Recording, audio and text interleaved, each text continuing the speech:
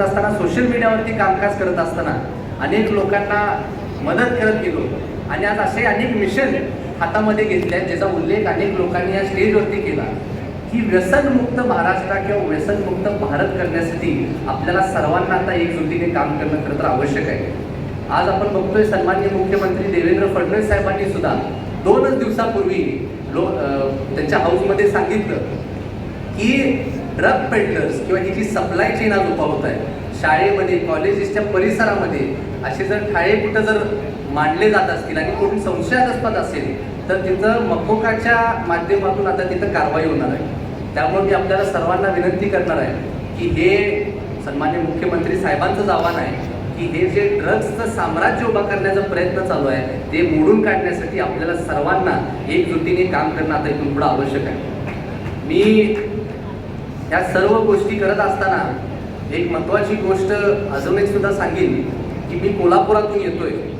कोल्हापूर खरं तर महालक्ष्मी देवस्थान, ज्योतिबा देवस्थान, बाळूमामांचं मंदिर, नरसोबाची वाडी अशा अनेक देवस्थानांसाठी फार प्रसिद्ध आहे, फार समृद्ध जिल्हा आहे. आमच्या इथं क्रीडा फार प्रसिद्ध आहे. कुस्ती, फुटबॉल असे अनेक खेळ खूप प्रसिद्ध आहेत. अनेक आंतरराष्ट्रीय स्तरावरती जाऊन खेळाडू तिथे खेळून आलेले आहेत. कोल्हापुरी चप्पल तुम्हाला सगळ्यांना माहिती आहे, प्राडाने आता आमचं नाव लौकिक संपूर्ण जगभरामध्ये केलं. त्याचबरोबर कोल्हापूरचा गूळ आणि कोल्हापूरची भाषा ही फार सुंदर आहे. त्याचबरोबर माझ्या आई वडिलांनी जे माझ्यावरती, माझ्या परिवारावरती, माझ्या भावंडांवरती जे संस्कार केले आहेत, जे शिकवण आम्हाला समाजामध्ये दिलेली आहे की आपण निसर्गाचा सन्मान कसा केला पाहिजे, पशुपालनाची सेवा कशी केली पाहिजे, लोकांसमोर आदराने कसं वागलं पाहिजे आणि ह्या सर्व गोष्टी शिकत असताना मला सांगायचं आहे, मला एक हिंदू असण्याचा, मला एक मराठा असण्याचा खरं तर मनापासून एक अभिमान आहे.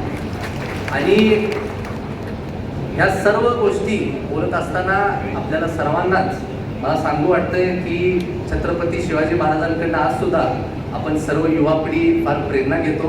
त्यांचा विचार, त्यांचा वारसा पुढे नेण्यासाठी आपण सर्वांनी या सर्व गोष्टींचा अभ्यास करणं आवश्यक आहे.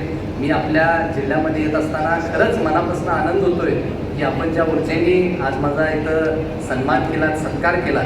जसं मगाशी जिल्हाध्यक्ष साहेबांनी सांगितलं तसे पक्ष पातळीवरती माझ्यासुद्धा 1-2 सूचना आहेत. त्यांनी सांगितलं, मी परत एकदा सांगतो की आज आपल्या पक्षाने आपल्याला 2 कार्यक्रम डिजिटल लर्निंग प्लॅटफॉर्मचे हे सरळ ॲपवरती दिलेले आहेत. आपल्याला सर्वांना विनंती करतो, पुढच्या 2च दिवसात आज खरं तर म्हणजे नॅशनलची एक मीटिंग होणार आहे. तर नॅशनलची मीटिंग जेव्हा असते तेव्हा प्रत्येक राज्याचा परफॉर्मन्स तिथं दाखवला जातो. मग जेव्हा परफॉर्मन्सची वेळ होते तेव्हा वरती चव्हाण साहेबांना, रवींद्र चव्हाण साहेबांना तिथं उत्तर द्यायला लागते, मला सुद्धा तिथं उत्तर द्यायला लागते. त्यामुळे आपल्याला सर्वांना एक विनंती आहे की महाराष्ट्राचा एक चांगला परफॉर्मन्स आपण या सरळ ॲपच्या माध्यमातून डिजिटल लर्निंग प्लॅटफॉर्मचे जास्तीत जास्त सर्टिफिकेशन्स करावं अशी एक विनंती करतो. त्याचबरोबर उद्या 28 तारखेला सकाळी 11 वाजता सन्माननीय प्रधानमंत्री मोदीजी हे संपूर्ण देशामध्ये आपल्याला सर्वांना संबोधित करणार आहेत. त्यांचे जे विचार आहेत ते मांडणार आहेत आणि ते सुद्धा आपण सर्वांनी आवर्जून बघावं अशी आपल्याला विनंती करतो.